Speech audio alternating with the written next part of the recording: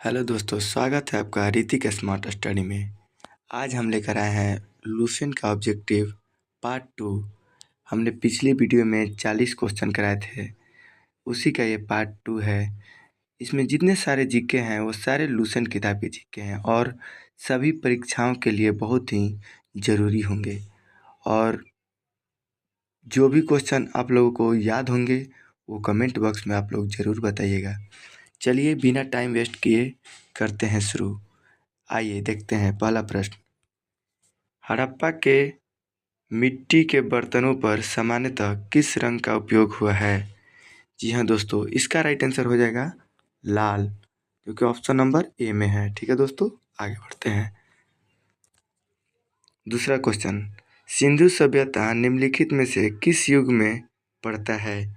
जो सिंधु सभ्यता है वो किस युग में पड़ता है? तो इसका राइट आंसर हो जाएगा आपका ऑप्शन डी, आद्य ऐतिहासिक काल। D is the right answer. चलिए दोस्तों आगे बढ़ते हैं।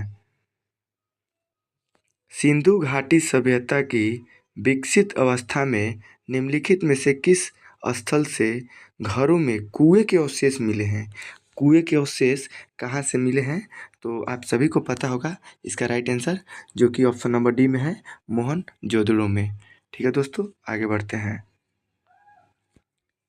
4, सिंधु घाटी सभ्यता को खोज निकालने में जिन दो भारतीयों का नाम जुड़ा है वो हैं, क्या क्या उनका नाम है? तो इसका राइट आंसर हो जाएगा दयाराम साहनी एवं रखाला दास बनर्जी, जो कि ऑप्शन ए में है। चलिए दोस्तों बढ़ते हैं आगे। क्वेश्चन नंबर 5, रंगपुर जहां हड़प्पा की समकालीन सभ्यता थी, तो इसका राइट आंसर हो जाएगा आपका सौराष्ट्र में, जो कि ऑप्शन नंबर सी में है। Saurashtra is the right answer. ठीक है दोस्तों, जल्दी जल्दी बढ़ेंगे आगे, और जो भी आप लोगों को याद होगा कमेंट में ज़रूर बताइएगा। ठीक है दोस्तों, आगे बढ़ते हैं।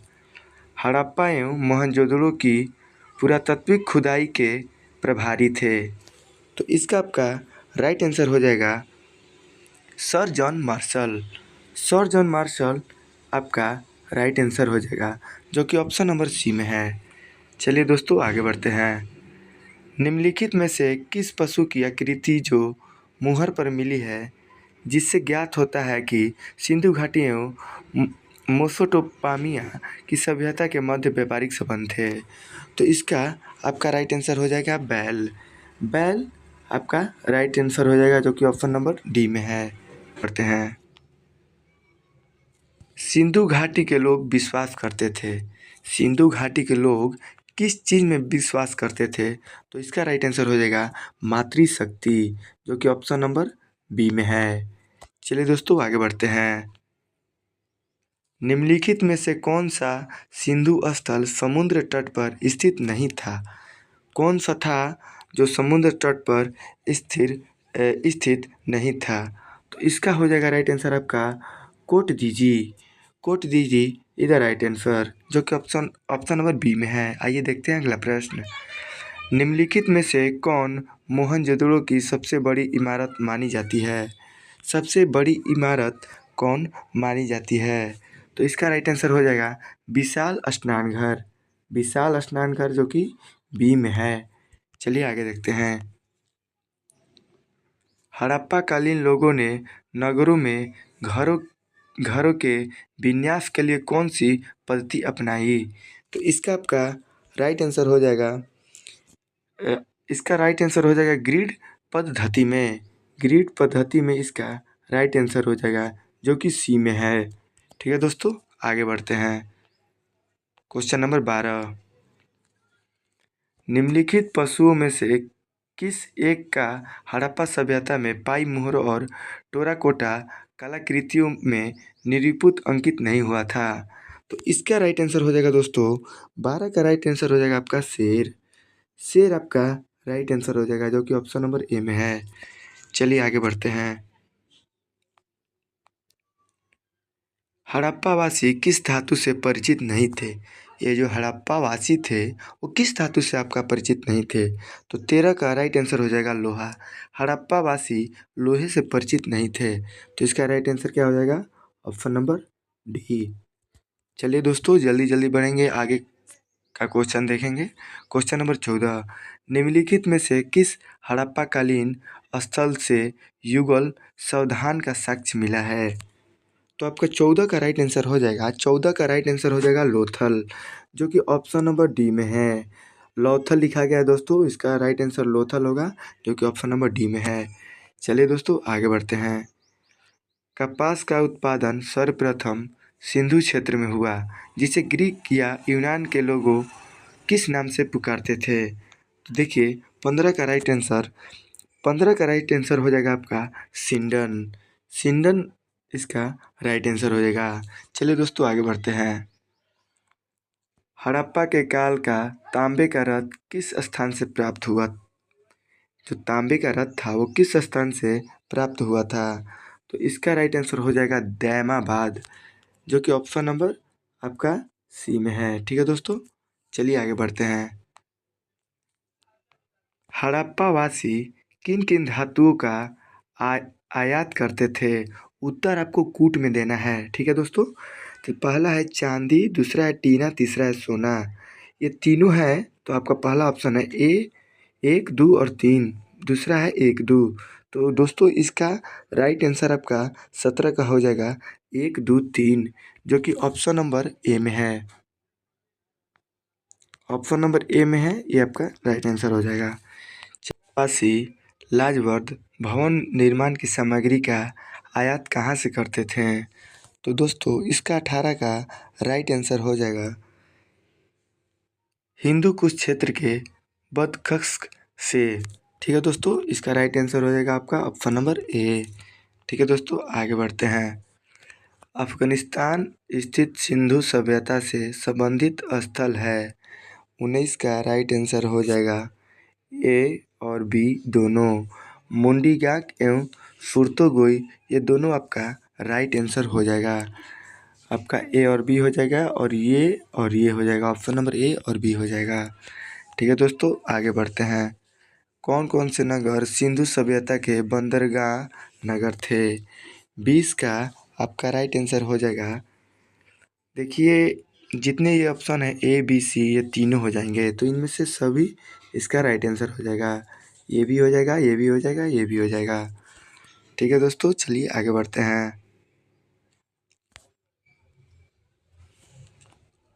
प्राप्त पशुपति शिव आद्य शिव मुहर में किन किन जानवरों का अंकन हुआ है? ठीक है दोस्तों, तो इसमें है बाघ, हाथी, गैंडा, भैंसा, हिरन, और इनमें से सभी। तो इसका इनमें से देखिए सभी हो जाएगा, ये सारे का साक्ष्य मिला है। ठीक है दोस्तों, इनमें से सभी हो जाएगा। चलिए अगला क्वेश्चन देखते हैं। क्वेश्चन नंबर 22, किस हड़प्पाकालीन स्थल से नृत्य मुर्दा वाली स्त्री का मूर्ति प्राप्त हुई है? तो मोहनजोदड़ो, मोहनजोदड़ो, जो कि ऑप्शन नंबर बी में है, इसका राइट आंसर हो जाएगा। ठीक है दोस्तों, आगे बढ़ते हैं।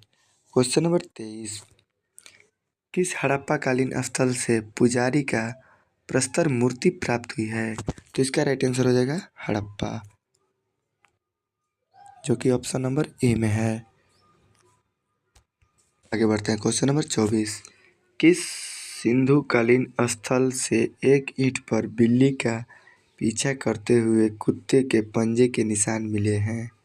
तो इसका आपका राइट आंसर हो जाएगा दोस्तों 24 का राइट आंसर हो जाएगा option number C. Option number C आपका राइट आंसर होगा चुनहोदड़ो, चुनहोदड़ो इसका राइट आंसर हो जाएगा। चलिए दोस्तों आगे बढ़ते हैं। इस हड़प्पाकालीन स्थल से प्राप्त जार पर चोंच में मछली दबाए चिड़िया एवं पेड़ के नीचे खड़ी लोमड़ी का चित्रांकन मिलता है, जो पंचतंत्र के लोमड़ी की कहानी के साध्य है। तो इसका आपका 25 का आपका राइट आंसर हो जाएगा लोथल, जो कि ऑप्शन नंबर सी में है। चलिए दोस्तों जल्दी जल्दी बढ़ेंगे, आपका टाइम ज़्यादा नहीं लेंगे, ज़्यादा वीडियो लंबा नहीं करेंगे, जिससे आप लोगों को भी आसानी हो वीडियो देखने में। ठीक है दोस्तों, चलिए क्वेश्चन नंबर 26 में चलते हैं। स्वतंत्र भारत में सबसे अधिक संख्या में हड़प्पा युगीन स्थलों की खोज किस प्रांत में हुई थी? तो ये 26 का आपका राइट आंसर हो जाएगा गुजरात। गुजरात आपका राइट आंसर हो जाएगा, जो कि ऑप्शन नंबर ए में है। ठीक है दोस्तों, आगे बढ़ते हैं। क्वेश्चन नंबर 27, निम्नलिखित में से कौन सी फसल हड़प्पा कालीन लोगों का मुख्य खाद्यान्न नहीं था? खाद्यान्न नहीं था दोस्तों पूछ रहा है, तो इसका आप लोग ध्यान से देखिएगा। 27 का आपका हो जाएगा चावल। चावल आपका खाद्यान्न नहीं था, जो कि ऑप्शन नंबर सी में है। ठीक है दोस्तों, आगे बढ़ेंगे। सिंधु घाटी सभ्यता के संदर्भ में निम्नलिखित कथनों पर विचार करें। पहला है, यह प्रमुखतः लैंगिक सभ्यता थी तथा उनमें धार्मिक तत्व यद्यपि उपस्थिति थी, वर्षावली नहीं था। दूसरा था, उस काल में भारत में कपास से वस्त्र बनाए जाते थे। उपयुक्त में से कौन सा कथन सही है? ये दोनों में से आपका कौन सा कथन सही है, आपका ये पूछ रहा है। तो आपका 28 का हो जाएगा 1 और 2, ये दोनों जो चीज़ है ये दोनों आपका सही है। ये भी सही है, ये भी सही है। तो इसका राइट आंसर हो जाएगा 1 और 2 दोनों, जो कि ऑप्शन नंबर सी में है। हड़प्पा कालीन स्थलों में अभी तक किस धातु की प्राप्ति नहीं हुई है? ये आपका पूछ रहा है किस धातु की प्राप्ति अभी तक नहीं हुई है, तो आपको 29 का राइट आंसर हो जाएगा लोहा। लोहे की प्राप्ति अभी तक नहीं हुई दोस्तों। ऑप्शन नंबर डी आपका राइट आंसर हो जाएगा। ठीक है दोस्तों, आगे बढ़ते हैं। किस पशु के अवशेष सिंधु घाटी सभ्यता में प्राप्त नहीं हुए हैं? ध्यान से देखिएगा दोस्तों, नहीं हुए पूछ रहा है, तो इसका राइट आंसर हो जाएगा शेर।